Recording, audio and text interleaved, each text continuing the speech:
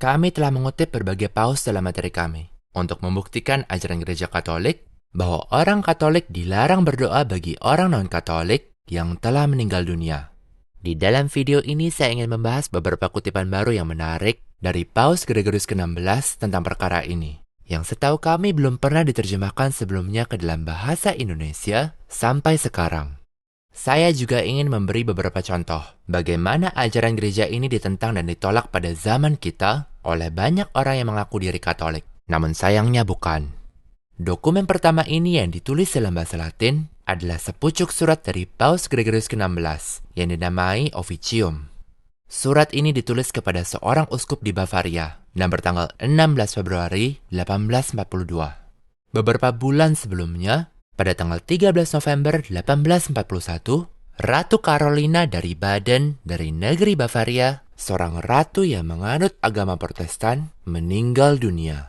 Uskup di daerah itu sayangnya memberi izin untuk melakukan upacara pemakaman dan untuk mempersembahkan doa bagi ratu non-Katolik yang meninggal itu. Meskipun para pelayan Protestan yang hadir tidak diperkenankan masuk ke dalam gereja, kenyataan bahwa seorang uskup pada saat itu mengizinkan doa dan upacara pemakaman bagi orang yang mati di luar gereja Katolik merupakan suatu aib. Perbuatan uskup itu mencerminkan kerusakan teologis yang sedang terjadi pada waktu sebelum Vatikan II itu, terutama sehubungan dogma yang sudah didefinisikan, yaitu di luar gereja tidak terdapat keselamatan. Penyebarluasan berbagai macam bidah melawan dogma itu bukan oleh magisterium, melainkan dalam sumber-sumber yang falibel dan oleh banyak teolog yang falibel sebelum Vatikan II adalah salah satu sebab utama terjadinya kemurtatan Vatikan II. Keyakinan dan kesetiaan yang teguh kepada ajaran gereja tentang keselamatan dan perlunya pembaptisan merupakan ciri utama yang membedakan orang Katolik sejati di zaman kita ini dari mereka yang kekurangan iman supernatural yang dapat berkenan kepada Allah. Berikut apa yang ditulis oleh Paus Gregorius ke-16 kepada uskup itu tentang perkara ini. Tanda kutip, namun inilah laporan yang diberikan kepada kami mengenai ritus-ritus Katolik yang digunakan dalam upacara pemakamannya, upacara pemakaman Ratu Carolina. Dan di depan mata kepala kami ini terdapat surat Anda yang pada hari ke-19 dari bulan November telah Anda berikan kepada para pastor paroki Anda sehubungan perkara ini. Tetapi kami hampir tidak sanggup mengungkapkan dalam kata-kata kegelisahan batin macam apa yang kami alami ketika kami menemukan dengan membaca surat yang sama itu bahwa Anda telah memerintahkan supaya permohonan-permohonan publik itu yang telah diinstitusikan oleh gereja untuk semua orang yang meninggal dalam persekutuan Kristiani dan Katolik diselenggarakan pada kesempatan ini untuk penguasa perempuan yang bertemu dengan ajalnya dalam bidah yang sama di dalam mana ia dahulu hidup secara teramat nyata. Perkara ini pun tiada sangkut pautnya dengan apakah pada saat-saat terakhir dari hidupnya ia mungkin telah dicerahkan kepada pertobatan oleh kebaikan yang tersembunyi dari Allah yang berbelas kasih. Sebab sesungguhnya, misteri-misteri rahmat ilahi yang lebih tersembunyi ini sama sekali bukan urusan penilaian lahiriah milik otoritas gerejawi. Dan itulah sebabnya menurut disiplin gereja, baik yang kuno maupun yang terkini, orang yang meninggal dalam pengakuan bidah secara terbuka dan notorius telah dilarang untuk dihormati dengan ritus-ritus Katolik. Namun tidak cukup bagi Anda untuk memerintahkan ritus-ritus Katolik pada kesempatan ini. Tetapi Anda justru beramanat supaya dalam eologi upacara pemakaman untuk pihak mendiang, orator suci harus secara spesifik menyerahkannya kepada doa-doa saleh dari para umat beriman. Dan Anda melarangnya untuk menambahkan apa-apa lagi demi menjelaskan perbedaan antara upacara pemakaman itu dan upacara pemakaman orang Katolik. Bahwasanya di awal surat Anda tidak takut untuk berbicara tentang kematiannya, seolah-olah berkata bahwa ia telah dipanggil oleh Allah dari dunia ini kepada kehidupan kekal.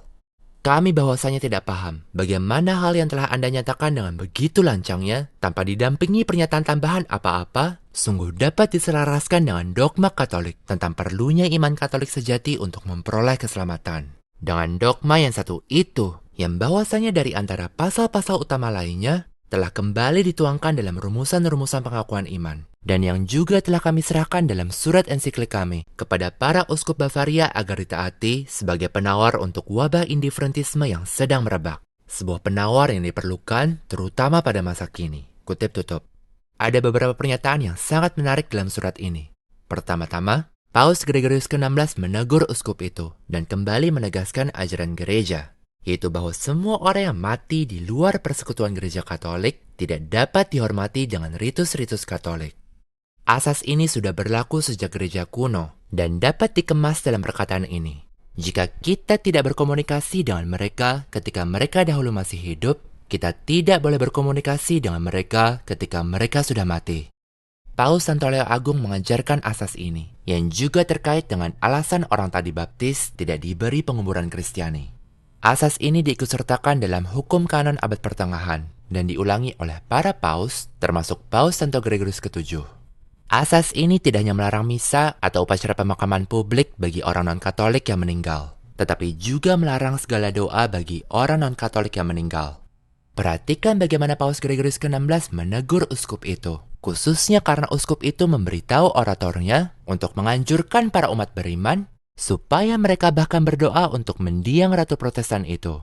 Tanda kutip, Anda justru beramanat supaya dalam eulogi upacara pemakaman untuk pihak mendiang, orator suci harus secara spesifik menyerahkannya kepada doa-doa saleh dari para umat beriman. Kutip tutup. Selain itu, prinsip yang satu ini yang telah kami kutip dalam video yang terdahulu juga tercermin dalam dokumen Paus Santo Gregorius ke-7, di mana beliau melarang doa dipersembahkan bagi siapapun yang mati melayani seorang pangeran yang terekskomunikasi. Prinsip ini juga berlaku kepada semua orang yang mati di luar persekutuan dengan gereja. Begitu pula, di dalam surat bula Inter Cunctas, Paus Martinus ke-5 mengajarkan bahwa dengan mendoakan siapa saja yang tergolong pengikut para bidah Wycliffe, Hus, atau Hieronymus dari Praha, seseorang dicurigai atas bidah. Surat bula ini menyatakan secara jelas bahwa bahkan berdoa secara pribadi pun untuk mereka berlawanan dengan ajaran Katolik. Fakta ini membantah banyak orang di zaman kita yang berargumentasi seperti ini. Mempersembahkan misa secara publik untuk seorang bidah yang meninggal dunia atau orang non-Katolik yang meninggal dunia itu tidak boleh. Namun kita boleh berdoa secara pribadi untuk orang itu. Tidak, argumen semacam itu salah dan berlawanan dengan ajaran Katolik. Dan juga akan menjadi absurd bagi gereja untuk melarang segala doa dan ritus publik bagi orang non-Katolik yang meninggal, karena ritus-ritus semacam itu akan menentang dogma di luar gereja tidak terdapat keselamatan, namun lalu mengizinkan para umat beriman bergegas pulang dan berdoa secara pribadi untuk orang non-Katolik yang meninggal itu. Dan karena itu menentang dogma tersebut dalam kehidupan pribadi mereka. Tidak masuk akal. Paus Gregorius ke-16 juga menanggapi penolakan yang umum dibuat orang dalam perkara ini. Banyak orang akan menolak dengan berkata demikian. Bagaimana kalau ratu yang bidah yang sudah dibaptis itu bertobat sebelum dia mati?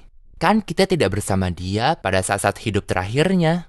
Perkara itu ditanggapi dalam pernyataan Paus Gregorius ke-16 ini.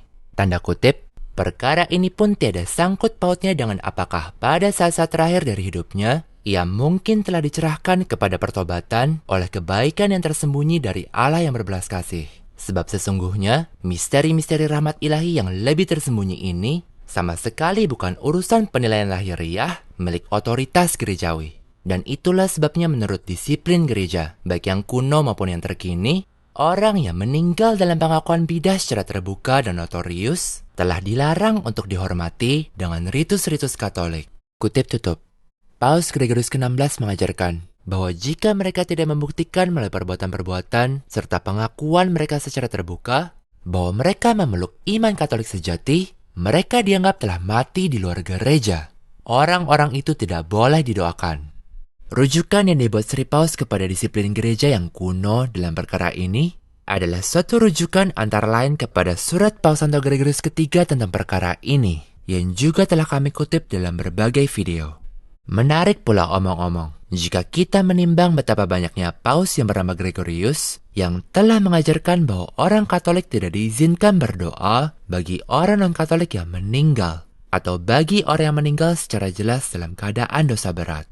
Ada ajaran tentang perkara ini dari Paus Santo Gregorius Agung, Paus Santo Gregorius ke-3, Paus Santo Gregorius ke-7, dan sekarang Paus Gregorius ke-16. Ada pula dari Paus Martinus ke-5. Nah, Paus Gregorius ke-16 mengakhiri tegurannya itu dengan menunjukkan bahwa pernyataan uskup itu tentang bagaimana Ratu Protestan yang bidah itu masuk surga berlawanan dengan dogma tentang perlunya iman Katolik untuk memperoleh keselamatan. Sekarang, menimbang fakta-fakta dari ajaran Katolik ini, Coba Anda pikirkan, seperti apa reaksi banyak orang kepada kematian Ratu Elizabeth II pada bulan September 2022. Elizabeth sayangnya adalah seorang bidah notorius dan seorang Protestan seperti Carolina dari Baden. Ia kenyataannya lebih buruk dan lebih notorius daripada Carolina dalam banyak hal. Elizabeth bukan hanya seorang anggota sekte bidah, namun ia juga mengaku diri sebagai kepala gereja Inggris. Meskipun demikian, berikut ini sebuah post yang dikeluarkan para bidah dari organisasi tanda kutip Catholic Answers yang menyatakan bahwa orang hendaknya berdoa bagi jiwa Elizabeth agar beristirahat kekal. Pernyataan itu berlawanan dengan ajaran Katolik dan mencerminkan bidah yang mereka anut. Mereka sama sekali menolak dogma di luar gereja tidak terdapat keselamatan. Omong-omong, beberapa tahun lalu organisasi tanda kutip Catholic Answers ini mengeluarkan sebuah pamflet yang dianggap-anggap membahas dogma di luar gereja tidak terdapat keselamatan yang sama sekali tidak mengutip satupun definisi dogmatis tentang topik itu. Luar biasa. Mereka tidak mengutip definisi-definisi dogmatisnya karena upaya-upaya mereka untuk meniadakan dogma itu dengan penjelasan mereka jelas bertentangan dengan apa yang dinyatakan dogma itu sendiri. Semua kelompok atau individu yang akan kami kutip di sini yang mendoakan Elizabeth setelah kematiannya menyangkal ajaran gereja Katolik bahwa orang harus memiliki iman Katolik untuk memperoleh keselamatan. Berikut Taylor Marshall, seorang tradisionalis palsu yang bukan Katolik sejati. Ia menentang ajaran Katolik dengan berdoa bagi Elizabeth setelah kematiannya. Yeah, it's very sad. Before I went live, I learned that Queen Elizabeth II has passed away and gone to her reward. May she rest in peace, and may the souls of the faithful departed through the mercy of God rest in peace. Berikut seorang imam yang bernama William Jenkins, seorang tradisionalis palsu pencemooh Yohanes 3 ayat 5, yang berulang kali memberitahu para pendengarnya supaya mendoakan Elizabeth setelah kematiannya. Ia dengan demikian menentang ajaran Katolik dan menganjurkan orang lain untuk berbuat dosa. And so we do pray for the soul of Elizabeth. Our role is to pray. And I'm sure we have all prayed for her salvation. And we can only pray for mercy for her soul, and we do. The only thing that can be of any benefit is those who care enough about her soul to pray for her. And I would say that we should do that. Certainly, as Catholics, we should remember her in our prayers. Itulah salah satu contoh bagaimana ketika orang mengikut para bidah yang menyangkal ajaran gereja tentang keselamatan, mereka akan disesatkan.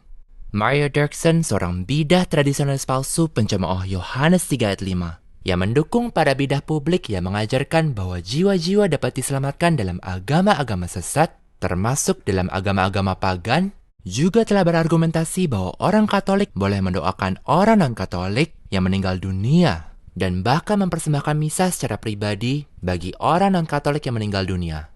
Pernyataannya itu tentunya salah dan bertentangan dengan ajaran Katolik seperti yang telah kami tunjukkan dalam video ini. Namun kesalahan yang besar itu memang terselisip dalam ajaran para teolog yang liberal dan bidah sebelum Vatikan II, dan bahkan didukung dalam sebuah artikel dari Catholic Encyclopedia. Ini juga merupakan bukti lebih lanjut bahwa kerusakan dalam hal iman sudah bermula sebelum Vatikan II. Orang-orang yang tidak menyadari bahwa jalan menuju kemurtatan besar sudah dirintis sebelum Vatikan II, orang-orang itu tidak akan memahami situasi masa kini dengan baik. Beberapa orang tampaknya berpikir seperti ini. Saya cari saja buku yang terbit sebelum tahun 1955 dengan imprimatur, dan buku itu akan aman dan ortodoks. Tidak benar. Orang-orang yang menganut bidah-bidah pada Vatikan II itu tidak semata-mata hadir dan lalu menjadi pemurtad pada konsili itu. Orang-orang yang menyetujui bidah-bidah di konsili Vatikan kedua itu umumnya sudah kehilangan iman pada tahun-tahun atau dekade-dekade menjelang Vatikan II. Penyangkalan terhadap ajaran gereja tentang keselamatan adalah faktor utamanya. Serikat Santo Petrus di Auckland di Selandia Baru bahkan secara publik mempromosikan dan mempersembahkan misa requiem untuk Ratu Elizabeth. Perbuatan yang sungguh tercela itu adalah dosa berat dan akan ditentang lebih lanjut oleh kutipan yang berikutnya akan kami bahas dari Paus Gregorius ke-16. In conclusion, dear friends, during this Holy Mass, let us pray for the repose of the soul of Her Majesty Queen Elizabeth. Juga para bidah di saluran YouTube Sensus Fidelium yang menerima agama sesat Vatikan II mempromosikan pernyataan-pernyataan bidah yang penuh dosa yang dibuat oleh para tanda kutip Imam Serikat Santo Petrus.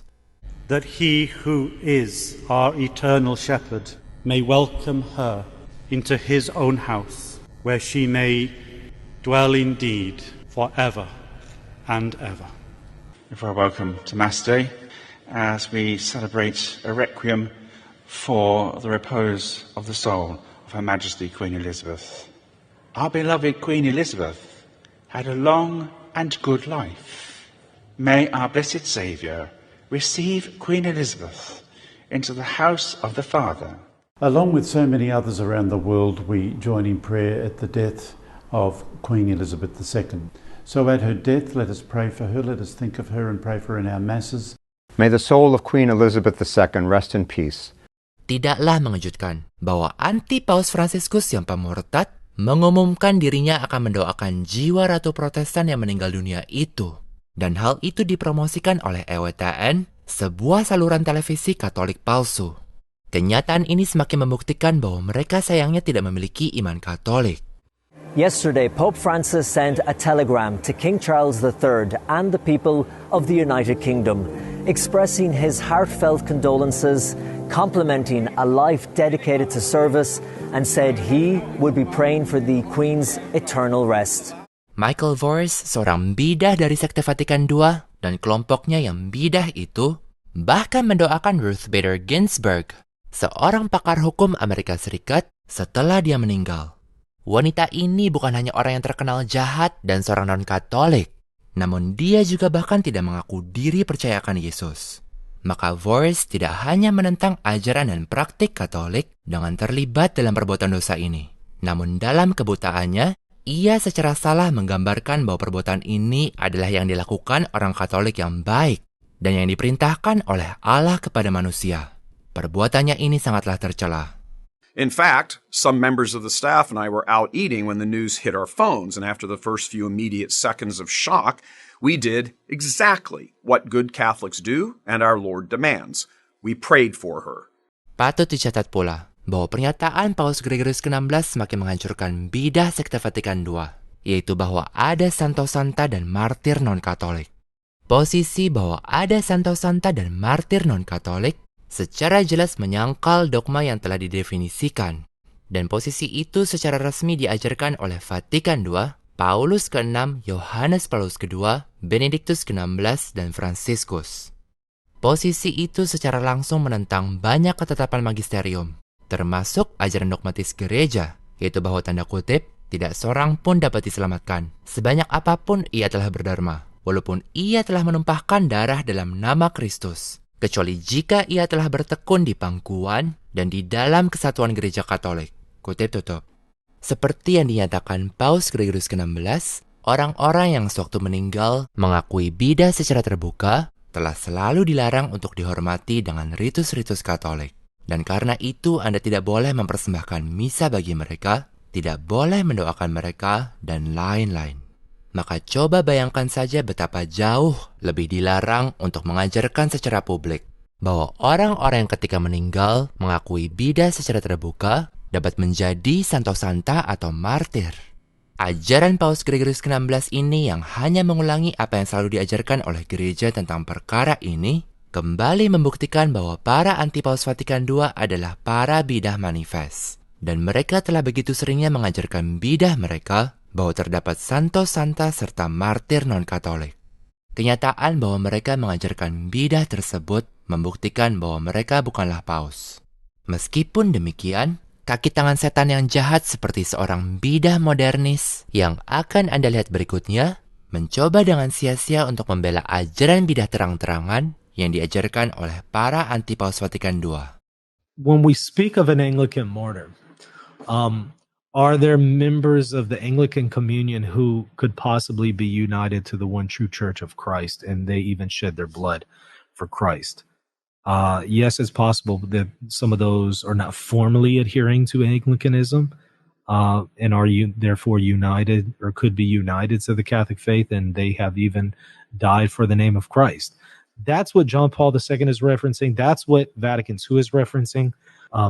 Some of the popes like John Paul II were talking about when they speak of Anglican martyrs, because they're talking about an Anglican who's actually united to the church, who's actually a member of the Catholic Church interiorly. Argumennya itu sangat buruk dan jelas begitu berlawanan dengan ajaran dogmatis Katolik, sehingga tidak perlu ditanggapi.